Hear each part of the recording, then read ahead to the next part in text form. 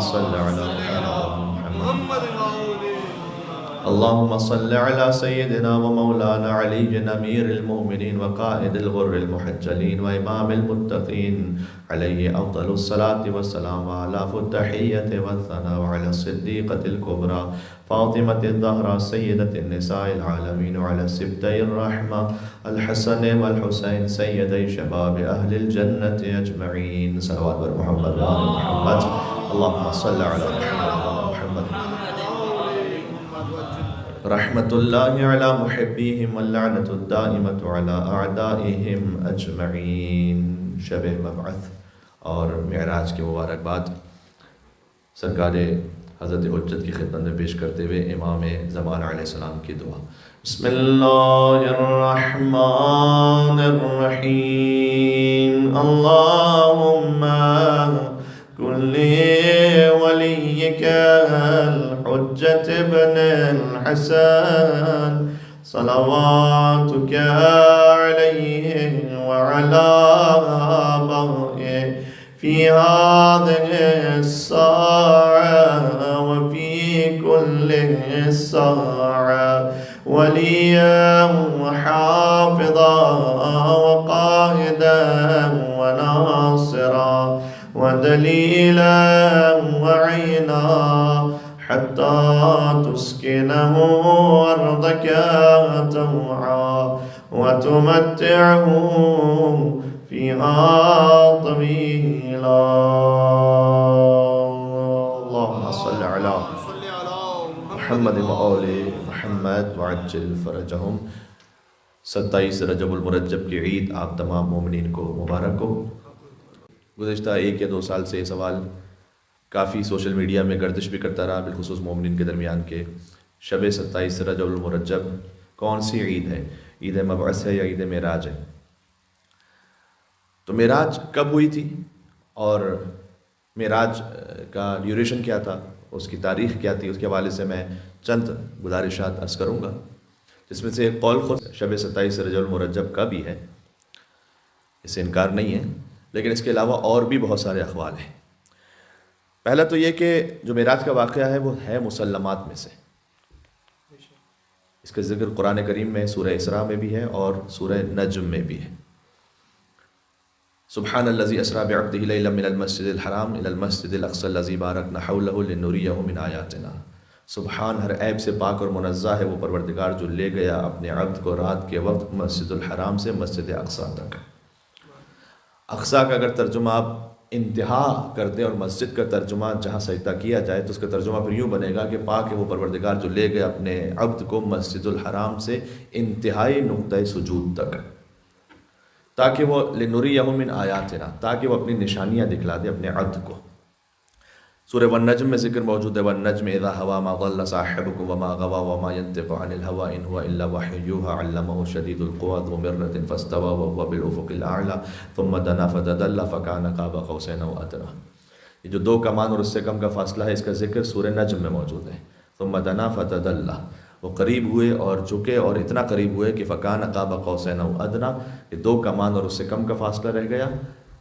فاوحى الى عبده ما اوحى، تو اس نے اپنے بندے کی طرف ایک خاص وحی کی، پس ایک وحی کی. جزئیات میں اختلاف ہے معراج کے حوالے سے، اصل واقعے میں کوئی اختلاف نہیں ہے، جزئیات میں اختلاف ہے. یہ کب واقعہ پیش آیا، معراج جسمانی تھی یا روحانی تھی؟ البتہ یہ کہ مذہب تشیع کا اس بات پر بھی مسلمہ اتفاق ہے کہ معراج جسمانی ہی تھی. اس وقت اس کو ثابت کرنے کے لیے تفصیل میں جانے کا وقت نہیں ہے، فقط میں اشارہ کر رہا ہوں. معراج ہجرت کے 10ویں سال ہوئی ہے، معذرت بعثت کے. بعثت کا مطلب ہے کہ جب حضور مبعوث برسالت ہو گئے، اعلان نبوت فرما دیا، جو کل کا دن ہے 27 رجب المرجب، یہ اب یکم بعثت ہے. اس کے 10 سال بعد ہوئی ہے یا 11 سال بعد ہوئی ہے یا 12 سال بعد ہوئی. 13ویں سال میں حضور نے ہجرت کر لی مکہ سے مدینہ، یہ آپ جانتے ہیں. تو یا 10ویں سال ہے بعثت کے، یا 11ویں سال ہے، یا 12ویں سال ہے. اور کب ہوئی یہ معراج؟ یہاں شب 17 ربیع الاول کا قول بھی ہے.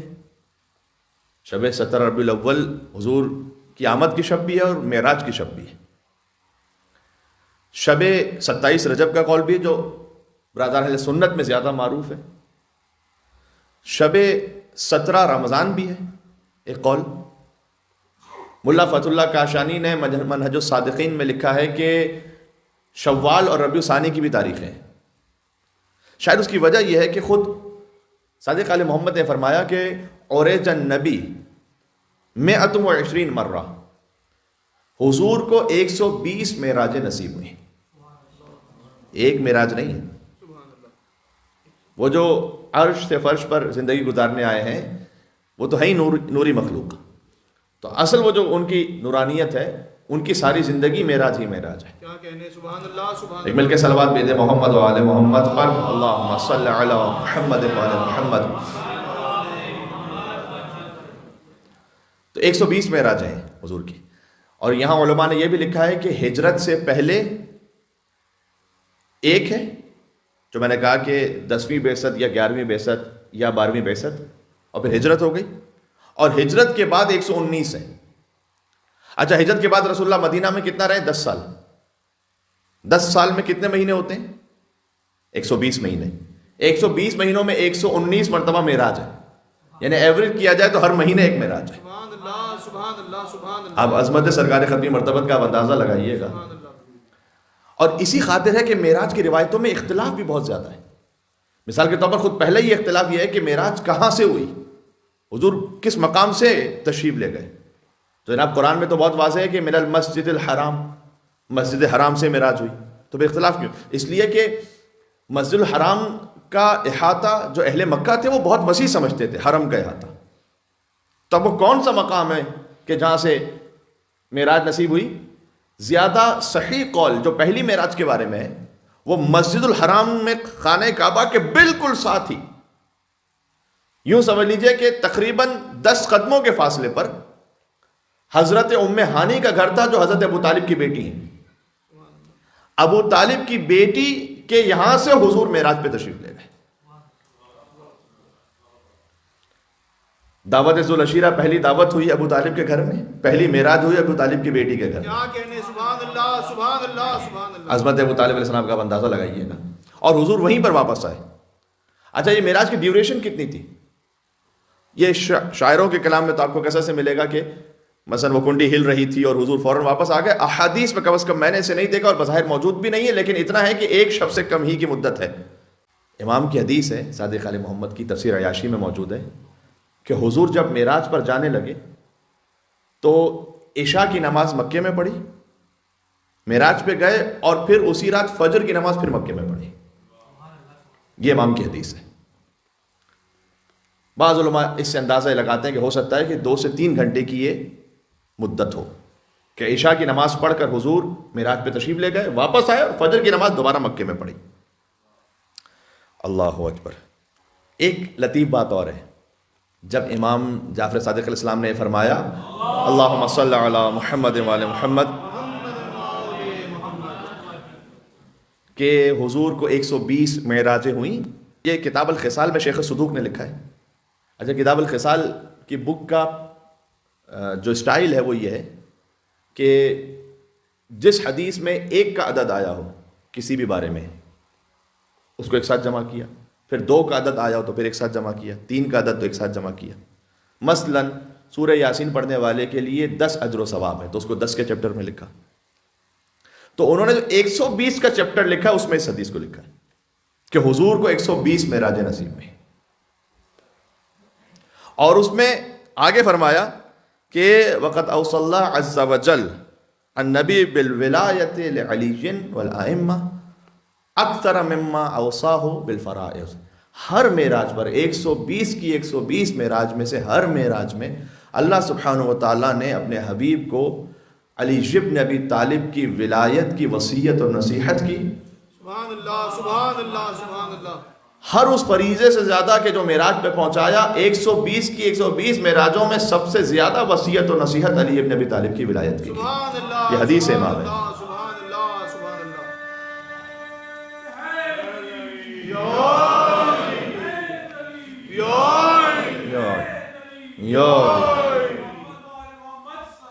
اللہم صلی علی محمد و علی محمد. کوئی آج کل کے زمانے کا مومن ہوتا تو شاید کہہ دیتا کہ ایک دفعہ جب بیان ہو گئی فضیلت بار بار بیان کرنے کی کیا ضرورت ہے، 120 مرتبہ ہمارا کیوں ذہن بار بار اسی کو سنوایا جا رہا ہے زبردستی. تو وہ اللہ تعالیٰ نے بھی اپنے حبیب کو معراج پہ بلا کر 120 مرتبہ مولا علی کی ولایت ہی سنائی سب سے زیادہ. باقی فرائض بھی سنائے لیکن کہا کہ ہر مرتبہ مولا علی کی ولایت سب سے زیادہ سنائی. پیغمبر کا سفر مکے سے شروع ہوا، پھر مدینہ میں حضور نے معراج پہ جاتے ہوئے مدینہ میں نماز پڑھی، مسجد کوفہ میں نماز پڑھی، طور سینا پہ نماز پڑھی، بیت لحم پہ نماز پڑھی جو حضرت عیسیٰ علیہ السلام کی ولادت گاہ ہے، پھر مسجد اقصیٰ میں نماز پڑھی، اور مسجد اقصیٰ سے پھر آسمانوں کا سفر شروع کیا. یہ کتنے سٹاپ ہو گئے؟ مدینہ، مسجد کوفہ، طور سینا، بیت لحم، مسجد اقصیٰ اور پھر آسمان. جب پہلے آسمان پر پہنچے تو وہاں حضرت آدم علیہ السلام نے استقبال کیا اور فرشتے جوق در جوق آتے رہے حضور کے پاس. روایت میں ہے کہ باقاعدہ مسکراتے ہوئے اور ہنستے ہوئے چہروں کے ساتھ حضور کی خدمت میں پہنچے اور حضور کو سلام پیش کیا. پہلے ہی آسمان پر ملک الموت سے ملاقات ہوئی، دوسرے آسمان پر حضرت یحییٰ اور حضرت عیسیٰ علیہ السلام سے ملاقات ہوئی، تیسرے آسمان پر حضرت یوسف علیہ السلام سے ملاقات ہوئی، چوتھے آسمان پر حضرت ادریس علیہ السلام سے ملاقات ہوئی، پانچویں آسمان پر حضرت ہارون علیہ السلام سے ملاقات ہوئی، چھٹے آسمان پر حضرت موسیٰ علیہ السلام سے ملاقات ہوئی، اور ساتویں آسمان پر جب پہنچے تو پھر جبریل نے کہا کہ لو دنوت انملۃ لاحترقت، اگر انگشت بور کے برابر بھی آگے بڑھو تو یا رسول اللہ اب میں جل کر ہلاک ہو جاؤں گا، یہ میری آخری منزل ہے، اب آپ خود تشریف لے جائیے. اور حضور پہنچے سدرۃ المنتہا سے آگے جہاں خدا سے گفتگو ہوئی، لہجہ علی ابن ابی طالب میں. سبحان اللہ سبحان اللہ سبحان اللہ. یہ معراج کا ایک ایک لفظ میں سفر تھا کہ جو میں نے آپ سے پہلا آسمان، دوسرا آسمان، تیسرا آسمان سنا دیا آپ کو. ان انبیاء سے ملاقاتیں ہو کر جب سدرۃ المنتہا سے آگے پہنچے تو لہجہ علی ابن ابی طالب علیہ السلام میں اللہ نے کلام کیا، اس لیے کہ اللہ سبحانہ و تعالیٰ نے کہا کہ اے حبیب میں نے جب آپ کے دل کا مشاہدہ کیا تو آپ کے دل میں سب سے زیادہ محبوب ہستی علی ابن ابی طالب کو پایا. سبحان اللہ. لہذا میں چاہتا تھا کہ اس لہجے میں، اس صوت میں آپ سے کلام کروں جو آپ کے لیے سب سے زیادہ آشنا ہو اور آپ کے لیے محبوب آواز ہو، سبحان اللہ سبحان اللہ. تاکہ انسیت باقی رہے. سبحان اللہ سبحان اللہ. توصیف محمد کی و تحریر کہاں تک، ناچیز کا ادراک تو پہنچا ہے یہاں تک کہ جبریل کے پر جلنے کا امکان ہے جہاں تک، نعلین محمد کی رسائی ہے وہاں تک. اب اس سے جو آگے ہے وہ پردے میں نہا ہے، لہجہ ہے جو حیدر کا تو خالق کی زبان ہے. سبحان اللہ. نعرہ حیدری. یا علی. وہاں گفتگو ہوئی حلال و حرام کے بارے میں، فرائض کے بارے میں، بہت سی اخلاقیات کے بارے میں. حضور نے جنت و جہنم کے ایک ایک دروازے کو دیکھا. اس پہ میں آپ کے سامنے ایک پوری مجلس پڑھ چکا ہوں، بلکہ 2 شاید مجالس پڑھ چکا ہوں کہ جہاں حضور نے جنت کے دروازے پر کیا لکھا ہوا دیکھا. پہلے دروازے پہ کیا لکھا ہوا تھا، دوسرے دروازے پہ، تیسرے دروازے پہ کیا لکھا ہوا تھا. جنت کے 8 دروازے ہیں، جہنم کے 7 دروازے ہیں. اور ان سب کا مشاہدہ کرنے کے بعد اب اس میں اختلاف ہے روایات میں. اس سے سمجھ میں آتا ہے کہ شاید ہوتا ہے کہ مختلف روایات مختلف معراجوں کی ہوں، کہ جہاں کہیں ایک گفتگو ہوئی، دوسرے معراج میں کوئی اور گفتگو ہوئی. ظاہر ہے جب تقریباً اگر 120 معراج ہیں، اس روایت کو طبق اس روایت گفتگو کی جائے تو پھر بہت سے مقام پر، بہت سے موقعوں پر بہت سی الگ الگ گفتگو ہیں. جب حضور واپس پلٹے، پہلی معراج کی بات کر رہا ہوں، اور حضرت ام ہانی کو بھی بتلایا تو یہ بات فوراً قریش میں پھیل گئی کہ محمد نے دعویٰ کیا ہے، اور انہوں نے تکذیب کی فوراً. انہوں نے کہا کہ ممکن ہی نہیں، یہ کیسے ہو سکتا ہے. تو حضور نے کہا کہ میں نے بیت المقدس پہ، مسجد اقصیٰ پہ نماز پڑھی تھی اور وہاں سے میں آسمانوں پر گیا ہوں. آج کا تو زمانہ ہے نہیں کہ آپ نے چاہے مثال کے طور پر افریقہ کا کوئی شہر نہ دیکھا ہو، لیکن آپ گوگل کریں گے تو آپ کے سامنے اس کی تصویر آ جائے گی. اس زمانے میں بات ہے تو بیت المقدس دیکھا کس نے؟ تو 2 یا 4 لوگ تھے قریش میں ایسے جنہوں نے بیت المقدس دیکھا ہوا تھا، اس مسجد کو. انہوں نے کہا کہ اے محمد بتلاؤ کہ وہ مسجد کیسی ہے، اس کی عمارت کیسی ہے، اس کا نقشہ کیسا ہے. اور حضور نے بتلانا شروع کیا. اور وہ ہم کچھ بدندان تھے کہ یہ محمد کے جو بھی بظاہر حجاز سے کہیں باہر نہیں نکلے، ان کو بیت المقدس کا کیسے پتہ ہے. حضور نے کہا میں نے وہاں جا کے نماز پڑھی. اس کے بعد حضور نے کہا جب میں واپس آ رہا تھا تو مقام تنعیم پر، جو 9.6 کلومیٹرز کے فاصلے پر ہے مکہ سے، نارتھ ویسٹرن سائڈ پر ہے، جہاں سے احرام بھی باندھا جاتا ہے، جہاں مسجد عمرہ بھی موجود ہے. تو وہاں حضور نے کہا کہ میں نے قریش کے یعنی تمہارے کچھ قافلوں کو دیکھا ہے، اور حضور نے بتلایا کہ ان قافلوں میں اونٹوں کی تعداد کتنی تھی اور ان کی ترتیب کیا تھی. سب سے آگے کون سے رنگ کا اونٹ تھا، پھر کون سے رنگ کا اونٹ تھا، پھر کون سے رنگ کا اونٹ تھا، اور کس اونٹ پر کون سا کجاوا تھا، اس کجاوے کا رنگ کیا تھا. حضور نے کہا وہ قافلے بھی آنے والے ہیں. اور کچھ ہی دیر میں وہ قافلے مکہ میں داخل ہوئے تو انہوں نے دیکھا کہ ہاں محمد تو صحیح کہہ رہے تھے. جب تقریباً 9 کلومیٹر کا اگر فاصلہ ہے تو آج 9 کلومیٹر کا فاصلہ طے کرنا مثلاً 10 منٹ میں 12 منٹ میں آپ کر لیتے ہیں, تو اس وقت تو کئی گھنٹے لگتے تھے. جب کچھ گھنٹوں بعد وہ پہنچے قافلے تو انہوں نے دیکھا کہ ہاں جیسے محمد نے بتلایا تو صلی اللہ علیہ وسلم ویسا ہی تھا. اس طرح سے معراج کی تصدیق ہوئی وہاں پر. سبحان اللہ سبحان. تو یہ مختصر سا احوال ہم نے اس لیے بیان کیا کہ شب 27 رجب بھی معراج کی ایک روایت ہے, لیکن اور بھی روایتیں ہیں. شب 17 ربیع الاول بھی ہے, شب 17 رمضان بھی ہے, ربیع ثانی کی بھی تاریخ ہے, شوال کی بھی تاریخ ہے. کل کی جو تاریخ اصل نسبت رکھتی ہے, مناسبت رکھتی ہے, وہ ہے آج شب مبعث ہے, یعنی شب 27 رجب, اور کل کا دن عید مبعث ہے. اہم ترین عیدوں میں سے. بعثت کا مطلب یہ ہے کہ پہلی وحی کا نزول ہے. غار حرا میں اقرا بسم ربک الذی خلق خلق الانسان من علق اقرا وربک الاکرم الذی علم بالقلم علم الانسان ما لم یعلم. یہ 5 آیتیں نازل ہوئی ہیں. تھوڑا سا اگر اس پہ بات کر لوں, دیکھیں جو کل کی عید ہے نا, وہ اتنا زیادہ اہم ہے شریعت مقدسہ میں کہ کل کا روزہ سال کے 4 بڑے روزوں میں سے ایک ہے. اہم ترین عبادت میں سے کل روزہ رکھنا. جن کہ قضا روزے ہوں وہ قضا کی نیت سے رکھیں تو قضا بھی ان کا ادا ہو جائے اور مستحب کا ثواب بھی حاصل ہو, اور جن پہ قضا روزے نہیں ہیں وہ مستحب کی نیت سے رکھیں. کل کا روزہ بہت زیادہ اہم ہے. اگر آپ نے رجب میں اب تک کوئی روزہ نہیں رکھا تو کل کا روزہ ضرور رکھیں, اس لیے کہ شاید تمام رجب المرجب میں جو کل کا دن ہے وہ سب سے زیادہ اہم روزے کے حوالے سے. کل کی جو عید ہے, کل کی عید کی وجہ سے ساری عیدیں ہیں. واہ. چونکہ بعثت نبوی ہے, سبحان اللہ سبحان اللہ. اعلان نبوت ہے, سبحان اللہ اور وحی الہی کا نزول ہے. سبحان اللہ. لہذا غدیر کی عید کل کی عید کی وجہ سے ہے. کیا کہنے. سبحان اللہ سبحان اللہ سبحان بھائی من کن تو مولا پہلے ہو تو فہذا علی مولا ہوگا نا. سبحان اللہ. کیا کہنے. سبحان اللہ سبحان اللہ سبحان اللہ. بات واضح. اور ایک مل کے صلوات بھیجیں محمد و آل محمد پر. اللہم صلی علی محمد و آل محمد. کیا کہنے. سبحان اللہ سبحان. جو من کن تو مولا ہی کو نہ مانے وہ فہذا علی مولا کو کہاں سے مانے گا. سبحان اللہ سبحان. تو من کن تو مولا کل ہے کہ حضور کی نبوت کا اعلان ہے. کن تو نبی و آدم و بین الماء والطین. نبی تو اس وقت بھی تھا کہ جب آدم بنے نہیں تھے, پانی اور مٹی کے درمیان تھے. سبحان اللہ. نبی تو اس وقت سے تھے, نبی کل نہیں بنے. بے شک. یہ مسلمانوں کا عقیدہ ضرور ہے کہ کل نبی بنے, اور انہیں پتہ بھی نہیں تھا کہ وہ نبی بن گئے ہیں. اور پھر ورقہ ابن نوفل نے بتلایا کہ آپ پہ وحی نازل ہوئی ہے اور آپ کو نبوت کا عہدہ عطا ہوا ہے. ایسے نبی کو ہم نہیں مانتے کیا کہنے. سبحان اللہ سبحان اللہ سبحان اللہ. کہ جبریل نے ان کے سینے کو چاک کیا اور کھولا, استغفر اللہ ربی واتوب الیہ, الم نشرح لک صدرک, یہ اللہ سبحانہ و تعالیٰ نے انہیں شرح صدر عطا کیا ہوا ہے. بے شک بے شک. سرکار ختمی مرتبہ. سبحان اللہ سبحان اللہ.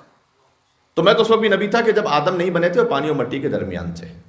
تو وہ تو عقیدہ مسلم تشیع ہے.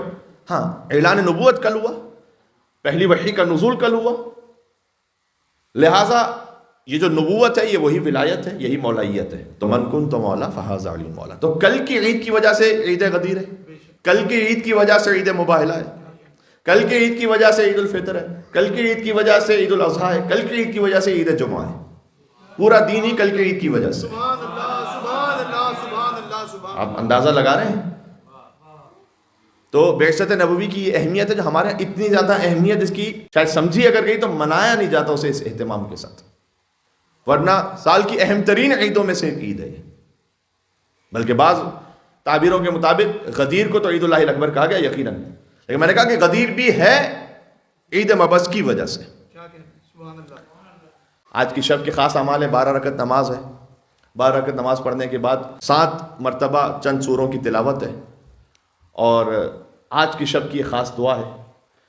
زیادہ طولانی اعمال نہیں, لیکن بہرحال اہم اعمال ہیں, انشاءاللہ ساتھ مل کے کریں گے.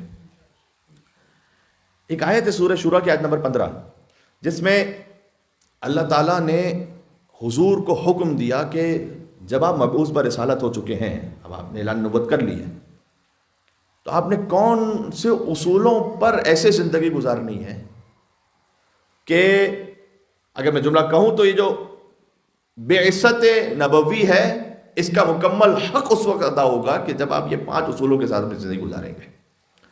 اور آپ تصور فرمائیے کہ وہ لوگ کہ جو حضور کی راہ میں کانٹے بچھانے والے تھے, پتھر مارنے والے تھے, حضور پر نعوذ باللہ غلاظت پھینکنے والے تھے, ایک موقع ایسا تھا کہ 3 لوگ نماز پڑھتے تھے مسجد الحرام میں، رسول اللہ، مولا علی، حضرت خدیجہ، اور دور سے مشرکین دیکھ کر ہوٹنگ کرتے تھے، سیٹیاں بجاتے تھے.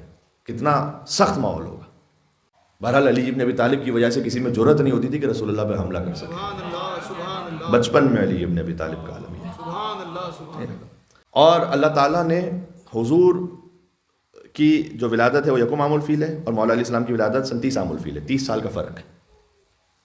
تو بظاہر مصلحتیں تو اصل اللہ سبحانہ و تعالیٰ جانتا ہے کہ کیا کیا مصلحتیں ہوں گی. اس میں بظاہر ایک مصلحت یہ بھی لگتی ہے، چونکہ مشرکین مکہ نے منصوبہ یہ بنایا تھا کہ یا تو محمد کو صلی اللہ علیہ وسلم شاعر کہو یا دیوانہ کہو، اور مجنون کہو. اور مجنون اور دیوانہ ہونے کی ایک علامت یہ ہے کہ کوئی بچوں سے الجھتا رہے بار بار. یہ نان سیریس ایٹیٹیوڈ کہلاتا ہے نا، کیا کہتے ہیں؟ کہ کوئی بچوں سے بار بار الجھتا رہے. تو ایسا کرو کہ بچوں کو اس محمد کے پیچھے لگا دو. اب اسے پتھر پھینک کے اس پر آوازیں کسیں، کب تک انسان صبر کرے گا؟ اور جب ان کا کوئی آپس میں بچوں کے ساتھ ایسا تنازع، کوئی بات ہوتی رہے، دیکھو ان کا تو کام ہی ہے کہ تو چھوٹے بچوں سے الجھتے رہتے ہیں بس. اس منصوبے کو شکست دینے کے لیے اللہ سبحانہ و تعالیٰ نے امیر المومنین کو رسول اللہ کے 30 سال بعد بھیجا ہے. سبحان اللہ سبحان اللہ سبحان اللہ سبحان تو بچوں کو جو جواب ہے وہ رسول اللہ نہیں دیا کرتے تھے، بچوں کا جواب علی ابن ابی طالب دیا کرتے تھے. اللہ سبحان اللہ. وہ معاملہ ہی ختم ہو گیا. وہ کہ جو راہ میں کانٹے بچھانے والے، پتھر پھینکنے والے، بالآخر بعض ایسے چاہنے والے بھی بنے پھر حضور کے، کہ جو حضور کے وضو کے قطروں کو جمع کرتے تھے تبرک کے طور پر.